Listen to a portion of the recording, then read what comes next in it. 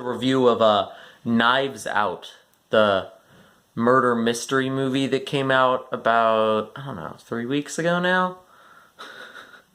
I watched it like last week, the week before. I don't know, leave it to me to watch something and then forget to make a video about it. Because I definitely forgot for like a week, and then I put it off for another week. About Knives Out.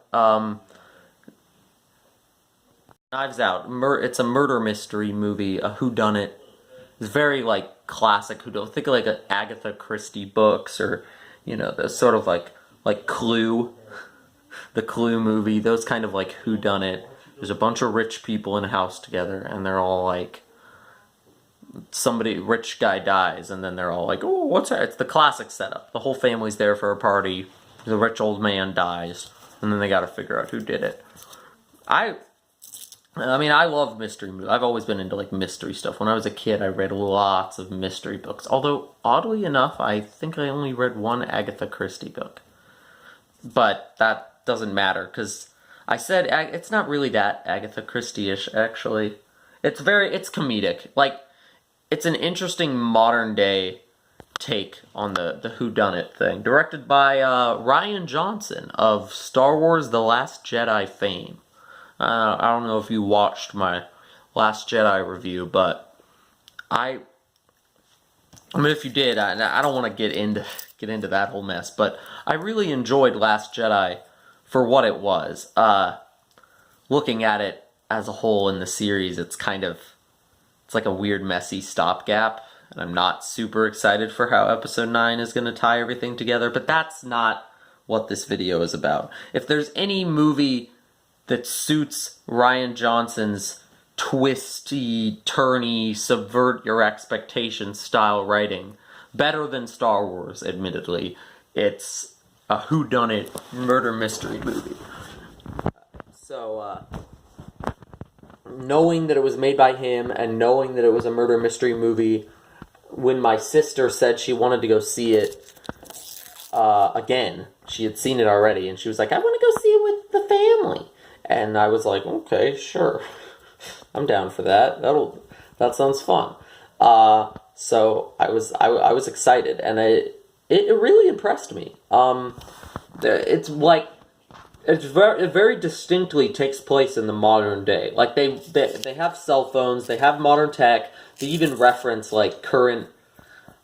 I don't know if I want to say political issues, because that's like, oh, did they bash Trump? No, they bring up immigration, because one of the lead characters is the daughter of an illegal or undocumented, however you refer to it, immigrant. So there's this element of tension that relates to that. Which is one really interesting thing the movie does that subverts your expectations. Expectation subversion number one. Usually you go into a movie like this, you expect the detective, the goofy detective, to be the protagonist, and he's very much like it's Daniel Craig, and he has this goofy southern twang sound, but I'm not even doing it justice, because it's like really deep, and I can't replicate it. It's almost like a slurring. He really slurs his words together. Like, I'm sure there are some people that sound like that, but it's like this really like deep South drawl that he's doing. But it's not even like really a real accent. It's so characterized that it's like an intentionally weird kind of off-kilter accent, and the whole character's kind of weird off-kilter. Early in the movie, somebody describes him as like the last gentleman detective or whatever, so there's the idea that he's this like old-school mystery movie film noir detective, but operating in this modern world with normal cop characters. So he's almost kind of played for laughs for a lot of the movie. Like, not that he's incompetent, although for a little bit I thought the movie was actually going to go in that direction. But he's not incompetent, but he is this, like, weird... He's not the protagonist. He's too, like, weird and off-kilter and strange to be the protagonist of this movie. He like the real protagonist is this is the woman with the illegal immigrant mother, the Latin Mexican American, or no, I don't think she was Mexican American. I don't remember. So, oh no, they never specified. That's actually a joke in the movie.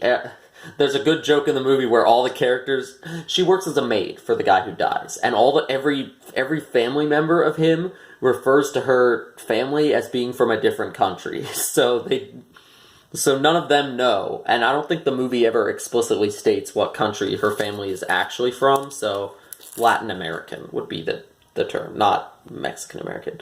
But she comes to this Latin American maid of the main character. She gets wrapped up in all this shit. Like, explaining why she's the main character would be a spoiler, but she is the central focus point of the movie, more so than the detective or any of the actual family members. She's the emotional core when all the other characters are kind of caricature-ish, and she's like the real like everyday working person thrown into this like insane Clue-style murder mystery of a bunch of family members all fighting over the dead man's will and who killed the dead man and all that.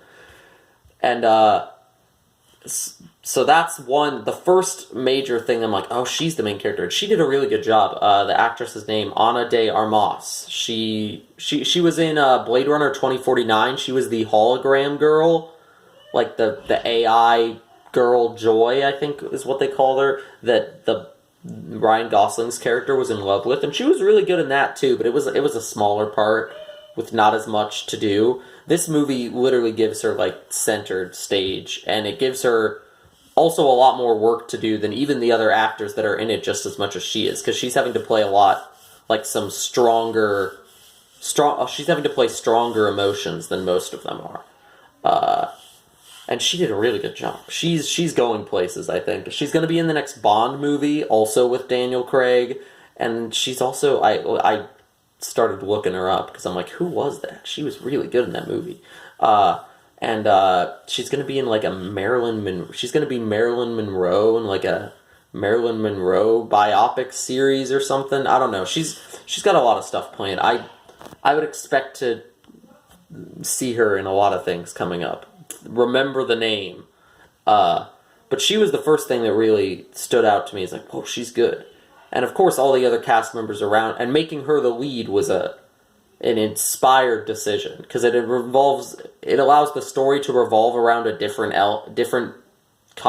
element than just detective investigating this kind of generic crime. And then they give you this, I'm trying to figure out how to not to spoil it, but they give you this big chunk of information about her character and the dead character really early that changes the dynamic of how the story is happening.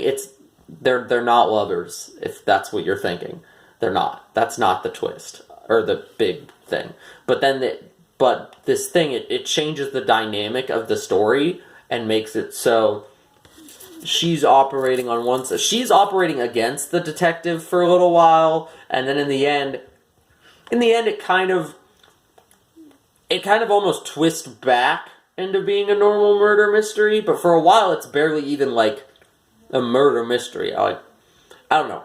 It's really hard to describe it, but they twist and turn a lot. I could make a more in-depth video, but I feel like I'd have to watch. I don't know. I want to make these shorter, because they're always like half an hour of just me rambling, and I've already talked for almost 9 minutes and only described 2 characters, so I don't want to spend another 20. Like, that's what it'll be. If I were to make this, if I were to go into spoilers, it would be first 10 minutes are me talking about the movie, and the next 20 are me talking about the plot. Going into detail with the plot and what I thought of it. I'd rather just talk about the movie and the fun stuff it does. It's a very funny movie. Like, they sort of satirize the kind of murder mystery genre almost at points with how over the top the detective is, the modern day. Somehow they make the modern day setting not feel weird in conjunction with this old fashioned whodunit story. Like, they somehow make both work. and you buy it, which I think is really impressive. Chris Evans is really good. He plays this.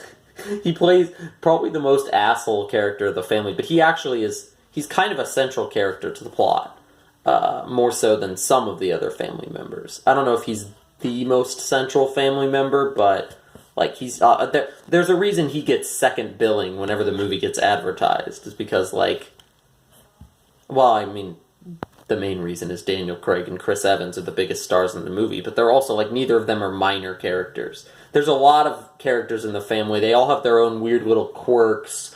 One of them's this teenager who the other family members describe him as a Nazi. He's always on his phone on alt-right boards or whatever.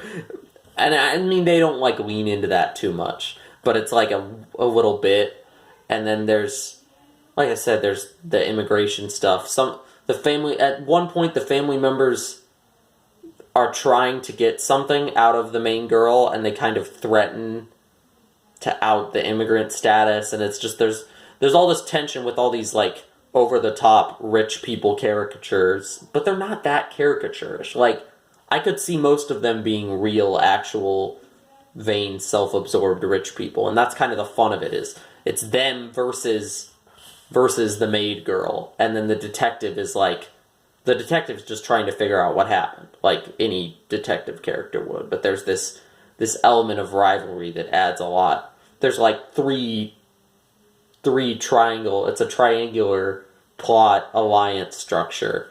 There's and then when they do reveal who the killer is, it's this crazy windy road of things to get there. Where we assumed one thing about the thing revealed earlier, and then it's actually another thing. It is a standard murder mystery twist stuff, but the way they do it is really cool. And you'll have to just trust me on it, because if I spoiled it, it would ruin everything. You have to just trust me that it's good, and I mean, if you've seen it already and want to hear me talk about it more in depth, I don't know, comment that. I don't know if I actually will, though. Probably not. I don't want to make a 30-minute long video. I don't want to sit here recording a 30-minute long video about Knives Out 3 weeks after it released. It's not a good way to do reviews, and I keep doing them like this, and it's not. I don't mind the impromptu rambling at the camera. I enjoy that, but I always make the videos way too long. So I'm just going to say that Knives Out was a really good murder mystery. All the acting, all the performances are really solid. Daniel Craig is great. Chris Evans is great. Ana de Armas is a standout. She's probably the least well-known actor in the movie, but she kind of outperforms all of them. Partially because she's just given more to do. And there's a lot of other actors in the movie. It's kind of a celebrity. I think, no, not Jane Lynch. What is her name? Jamie Lee Curtis? I think it's Jamie. Yeah, Jamie Lee Curtis. That's the one. She's in the movie. I don't know. There's other people in the movie that you probably recognize, but I don't know that many actor names. Daniel Craig and Chris Evans are the biggest ones, but it doesn't just rely on being a celebrity-studded cast. I don't know, that Murder on the Orient Express movie that was just boom, boom, boom, here's all the celebrities, eat, consume, come see movie for celebrities, and then it's garbage. It was actually really, really well written. Rian Johnson, I think he's a good writer. Shoving him into the middle of a Star Wars trilogy where the other two movies are being made by a completely different director and writer with a different style was not a good decision for him, but he is a good writer and director, whether you like his style in the context of Star Wars or not. So don't not go see this movie just because it's Rian Johnson. It's a whodunit. That's where you want twists and turns and spins and expectation subversions, and there's a bunch of expectation subversion. Like I said, I could go into them all, but spoilers, I don't want to spoil, but I still managed to talk about the movie for 14 minutes for some reason. So yeah, go if you like whodunits or murder mysteries or just good movies, go see Knives Out. I couldn't recommend it enough. Arrivederci!